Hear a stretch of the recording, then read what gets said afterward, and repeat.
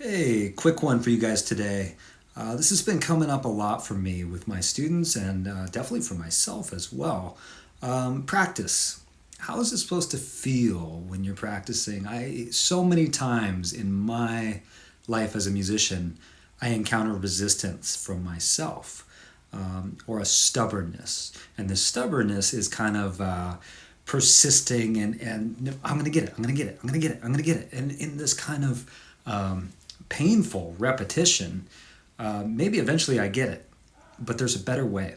And the better way that I've discovered that works very well for me and very well for most of my students is coming from a place of total relaxation. When you begin to play, it's got to be from a peaceful, relaxed, I got this kind of a place. So when you begin that line, whether you're playing piano, drumming away, guitar, whatever it happens to be, I think this practice concept could help with a lot of things. But the idea is that you're programming.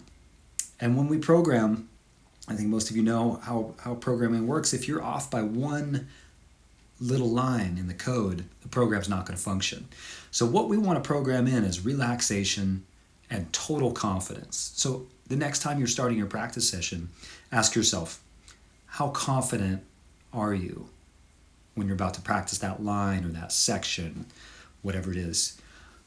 If the answer is less than somewhere around 80%, just throwing that out there, you need to re-examine things and you need to set yourself up for success. So in other words, slow it down. Maybe take out some notes. Think about, what do you need to succeed? There's a great saying that I often use a joke with my friends about it. If you ain't cheating, you ain't competing. So we want to put this together in a way where we can kind of cheat the part, within limits. In other words, play the part, make it feel natural, make it feel like you got it, you own it, no big deal. No matter how complex the music may get, we can always slow it down, right? We can always take some notes out, work on a smaller chunk. And so this is what it's all about, is coming from a place of total relaxation, a feeling of, I own this, I can totally do this. If there's that feeling of, I don't know how this is gonna go, okay, maybe you need to try that a few times to set yourself up.